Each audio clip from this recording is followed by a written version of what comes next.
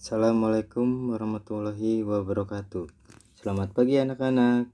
Selamat berjumpa kembali pada pembelajaran jarak jauh, belajar dari rumah. Kenalkan, nama Bapak Dian Mardiansyah Budiana, SPD SD, guru kelas 5 dari SDN Kesambi Dalam 3, Kecamatan Kesambi, Kota Cirebon. Pada pertemuan kali ini, Bapak ingin menyampaikan materi pelajaran kelas 5, tema 4, subtema 2, gangguan kesehatan pada organ peredaran darah, pembelajaran 3 dan 4, dengan tujuan pembelajaran 1. Dengan mengidentifikasi pantun, siswa dapat menjelaskan amanat pantun dengan benar, serta dapat menunjukkan ciri-ciri pantun secara tepat. 2. Dengan membaca teks bacaan, siswa dapat mengidentifikasi interaksi manusia dengan lingkungan secara tepat. 3. Dengan kegiatan mengamati masyarakat sekitar, siswa dapat mengidentifikasi aktivitas masyarakat yang berkaitan dengan pembangunan sosial budaya, serta dapat membuat laporan hasil observasi secara terperinci. 4. Dengan kegiatan mencari tahu peran serta dalam pemilihan ketua RW, siswa dapat menyebutkan tanggung jawab sebagai warga masyarakat dengan benar. Sebelum pelajaran dimulai, marilah kita bersama-sama berdoa terlebih dahulu. Berdoa, mulai. Doa sebelum belajar. Bismillahirrahmanirrahim. Raditu billahi robba wa bil islami dina wa bi Muhammadin nabiyya wa rasula. Rabbi sidni ilma warzuqni fahma. Selesai. Selanjutnya mari kita simak video protokol kesehatan 5M pencegahan penyebaran virus corona 19. Hai, aku Dokter Corona. Tahukah Anda, COVID-19 masih ada loh? Hingga saat ini lebih dari 1 juta orang Indonesia terpapar COVID-19 dan sudah memakan korban jiwa lebih dari 50.000 orang. Namun tidak perlu khawatir, tetap waspada dan mari kita lawan dengan jurus 5M. 5M adalah protokol kesehatan untuk menghadapi COVID-19. Apa saja isi dari 5M tersebut? Pertama, mencuci tangan. Cucilah tangan setidaknya selama 20 detik dengan menggunakan sabun dan air mengalir, terutama saat sebelum memasak atau makan, setelah menggunakan kamar mandi, setelah menutup hidung saat batuk atau bersin. Langkah-langkah mencuci tangan: gosok kedua telapak tangan, gosok punggung dan sela-sela jari tangan kiri dengan tangan kanan dan sebaliknya. Gosok kedua telapak tangan dan sela-sela jari. Jari-jari sisi dalam kedua tangan saling mengunci. Gosok ibu jari kiri berputar dalam genggaman tangan kanan dan lakukan sebaliknya. Gosokkan dengan memutar ujung jari-jari tangan kanan di telapak tangan kiri dan sebaliknya. Untuk membunuh virus dan kuman-kuman lainnya, gunakan cairan antiseptik berbasis alkohol atau hand sanitizer. 2. Memakai masker. Sebelum memasang masker, cuci tangan pakai sabun dan air mengalir, atau bila tidak tersedia, gunakan hand sanitizer. Pasang masker untuk menutupi mulut dan hidung dan pastikan tidak ada sela antara wajah dan masker. Ketiga, menjaga jarak. Jaga jarak minimal 1 meter dengan orang lain untuk menghindari terkena droplet dari orang yang bicara, batuk, atau bersin. Keempat, menjauhi kerumunan. Kerumunan merupakan salah satu tempat penyebaran COVID-19. Semakin banyak dan semakin sering bertemu orang, maka kemungkinan terinfeksi COVID-19 semakin tinggi. Dan yang kelima adalah dengan mengurangi mobilitas. Semakin banyak menghabiskan waktu di luar rumah, maka semakin tinggi pula kemungkinan terpapar virus ini. Oleh sebab itu, apabila tidak ada keperluan yang mendesak, tetap berada di rumah.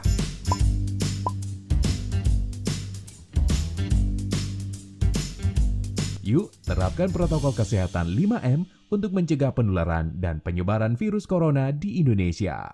Bagaimana anak-anak? Sudah paham tentang protokol kesehatan 5M pencegahan virus corona 19? Hari itu, Dayu dan teman-teman akan melakukan wawancara. Dayu, Edo, dan Lina sepakat untuk berangkat bersama. Mereka juga sepakat bahwa Dayu dan Edo akan menghampiri Lina terlebih dahulu, kemudian berangkat lalu menuju ke tempat narasumber wawancara. Aku malas, badanku lemas.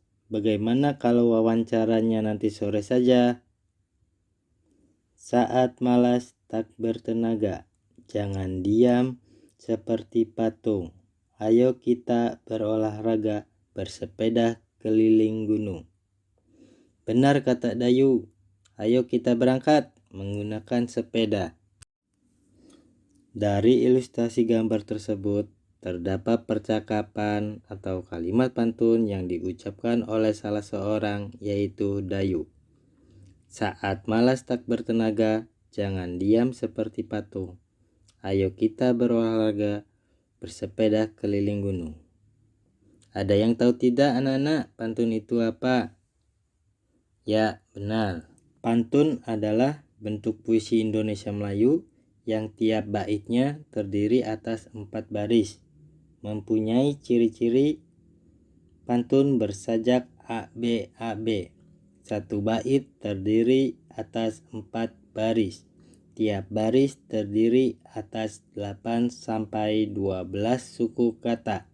2 baris pertama adalah sampiran dan 2 baris berikutnya adalah isi pantun. Mari kita simak penjelasan dari ciri-ciri pantun. Baris pertama.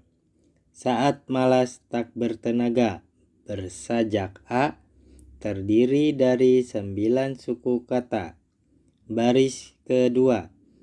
Jangan diam seperti patung, bersajak G, terdiri dari 9 suku kata. Baris ketiga. Ayo kita berolahraga, bersajak A, terdiri dari 9 suku kata. Baris keempat, bersepeda keliling gunung, bersajak G, terdiri dari 9 suku kata. Sampiran dan isi pantun. Yang merupakan sampiran baris ke-1 dan baris kedua. Saat malas tak bertenaga, jangan diam seperti patung. Yang merupakan isi pantun baris ketiga dan baris keempat. Ayo kita berolahraga, bersepeda keliling gunung. Dari pantun saat malas tak bertenaga, jangan diam seperti patung. Ayo kita berolahraga, bersepeda keliling gunung. Ada yang tahu tidak anak-anak amanat dari pantun tersebut? Ya, benar. Amanat pantun tersebut berisi bahwa berolahraga merupakan salah satu kegiatan untuk menjaga kesehatan. Olahraga yang dilakukan dapat dengan berbagai macam cara, misalnya dengan bersepeda.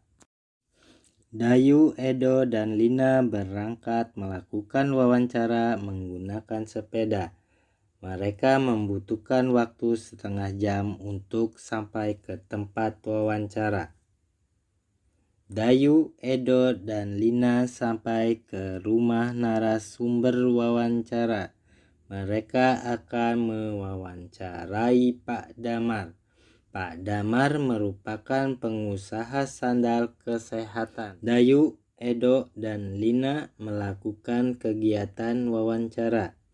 Setelah melakukan wawancara, mereka membuat suatu kesimpulan. Berikut hasil dari kesimpulan wawancara. Pak Damar merupakan pengusaha sandal refleksi. Beliau memproduksi sandal yang dapat digunakan untuk melancarkan peredaran darah. Sandal refleksi buatan Pak Damar terbuat dari kayu. Kayu tersebut diperoleh dari daerah sekitar tempat tinggalnya. Pak Damar hanya membeli kayu yang berkualitas. Namun demikian, Pak Damar selalu menyarankan kepada pemasok kayu untuk melakukan reboisasi setelah penebangan. Dengan reboisasi, hutan menjadi tidak gundul dan hasil reboisasi beberapa tahun kemudian dapat dimanfaatkan lagi. Di antaranya pohon dapat ditebang dan kayunya dapat digunakan lagi. Tenaga kerja di pabrik Pak Damar juga berasal dari warga di sekitar tempat tinggalnya. Sebelumnya mereka diberi pelatihan terlebih dahulu oleh Pak Damar. Bahkan kini beberapa tenaga kerja Pak Damar telah membuka usaha sendiri. Pak Damar kemudian menjadikan mereka sebagai mitra kerja untuk memenuhi permintaan pasar yang semakin meningkat. Dari hasil kesimpulan wawancara Dayu, Edo, dan Lina terdapat pertanyaan. 1. Apa kegiatan interaksi manusia dan lingkungan bagi masyarakat? 2. Apa pengaruh interaksi manusia terhadap lingkungan bagi masyarakat?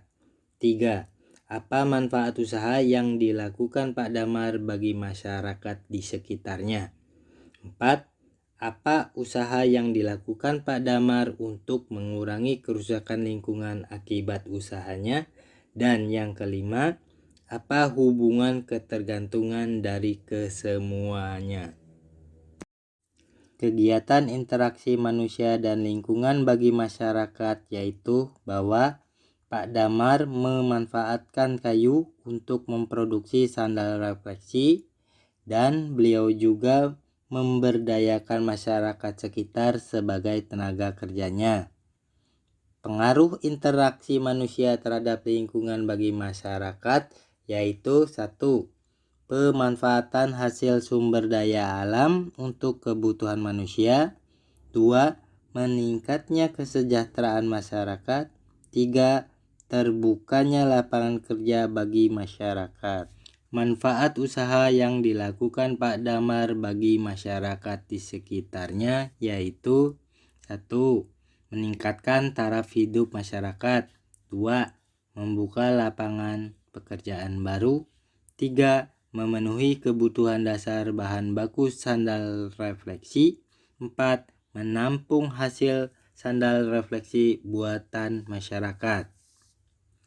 Usaha yang dilakukan Pak Damar untuk mengurangi kerusakan lingkungan akibat usahanya yaitu Pak Damar menyarankan kepada pemasok kayu untuk melakukan reboisasi pada lahan yang telah ia tebangi. Hubungan ketergantungan dari kesemuanya adalah bahwa 1. Pak Damar membutuhkan kayu dari pemasok kayu untuk memproduksi sandal refleksi. Pemasok kayu membutuhkan Pak Damar untuk membeli kayunya. Dari hubungan ketergantungan tersebut, keduanya memperoleh keuntungan berupa uang. 2. Pak Damar membutuhkan masyarakat di sekitarnya sebagai tenaga kerja untuk membuat sandal refleksi. Masyarakat di sekitarnya membutuhkan pekerjaan dari Pak Damar. Dari hubungan ketergantungan tersebut, keduanya memperoleh keuntungan berupa uang. Sore itu, dusun tempat Dayu tinggal akan mengadakan pemilihan ketua RW. Sebelum acara dimulai, Dayu membantu untuk mempersiapkan tempat pemilihan. Dayu membantu memberi alas di setiap meja. Dayu menyapu lantai ruang tempat pemilihan. Dayu juga membantu mempersiapkan makanan dan minuman untuk panitia pemilihan. Ketua RW dipilih oleh seluruh masyarakat pada lingkungan terkait yang sudah mendapatkan hak pilih. Pemilihan ketua RW dilakukan di Balai Desa. Dayu mengamati jalannya pemilihan ketua RW. Dayu menulis laporan singkat mengenai pemilihan ketua RW. Berikut laporan singkat dibuat oleh Dayu.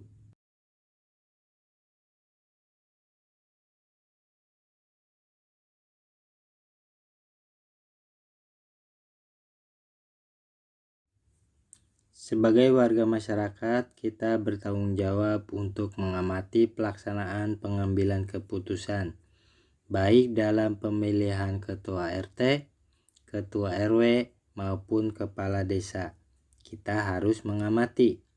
Selain itu, masyarakat juga dapat mengamati berbagai keputusan yang dikeluarkan oleh ketua RT, ketua RW, dan kepala desa.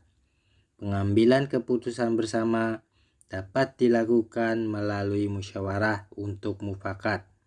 Namun, apabila tidak mencapai mufakat, dapat dilakukan voting.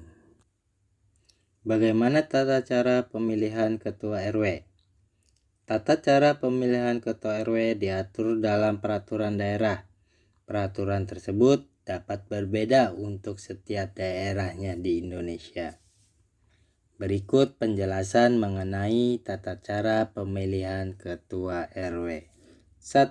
Pembentukan panitia pemilihan ketua RW. Kepengurusan panitia ini harus disetujui oleh kepala desa setempat.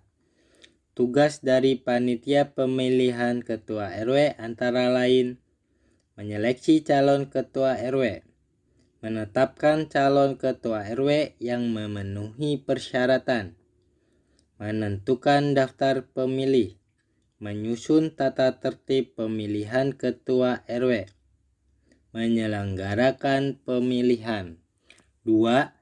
Calon ketua RW harus mendaftarkan diri kepada panitia. Panitia akan menyeleksi dan menetapkan calon ketua RW yang akan maju dalam pemilihan. 3. Penyelenggaraan pemilihan ketua RW diselenggarakan oleh panitia. Pemilihan tersebut harus berdasarkan luber jurdil, langsung, umum, bebas, rahasia, jujur, dan adil. 4. Ketua RW dipilih oleh warga masyarakat yang telah memenuhi syarat, telah berumur 17 tahun atau sudah menikah. 5. Pelantikan ketua RW baru dilantik oleh kepala desa setempat. Jadi, materi pelajaran hari ini dapat disimpulkan bahwa 1. Pantun adalah bentuk puisi Indonesia Melayu yang tiap baitnya terdiri atas 4 baris. Adapun ciri-ciri dari pantun adalah bersajak AB. Satu bait terdiri atas 4 baris. Tiap baris terdiri atas 8-12 suku kata. 2 baris pertama adalah sampiran dan 2 baris berikutnya adalah isi pantun. 2. Hasil dari wawancara Dayu, Edo, dan Lina terhadap narasumber Pak Damar, yaitu bahwa pemanfaatan kayu yang digunakan sebagai bahan baku pembuat sandal refleksi merupakan hasil dari kerjasama dengan masyarakat sekitar dalam memanfaatkan sumber daya alam yang saling menguntungkan, baik bagi Pak Damar, warga masyarakat, pemasok kayu, ataupun bagi lingkungan sekitar. Keuntungan bagi masyarakat diantaranya terciptanya lapangan kerja baru, meningkatkan taraf hidup, dan kesejahteraan masyarakat. Keuntungan bagi sumber daya alam diantaranya adanya proses reboisasi terhadap hutan atau lahan yang telah diambil kayunya. 3. Pengambilan keputusan bersama dapat dilakukan melalui musyawarah untuk mufakat. Namun, apabila tidak mencapai mufakat, dapat dilakukan voting. Musyawarah yang dapat dilakukan untuk pengambilan keputusan bersama diantaranya pemilihan ketua RT, ketua RW, dan kepala desa, membuat jadwal ronda malam, melakukan gotong royong membersihkan lingkungan. Tanggung jawab kita sebagai warga masyarakat antara lain turut serta gotong royong menjaga keamanan dan kebersihan lingkungan, berpartisipasi dalam pemilihan ketua RT, ketua RW, dan kepala desa. Demikian materi pelajaran untuk hari ini. Akhir kata, mari kita ucapkan alhamdulillahirabbil alamin. Wassalamualaikum warahmatullahi wabarakatuh.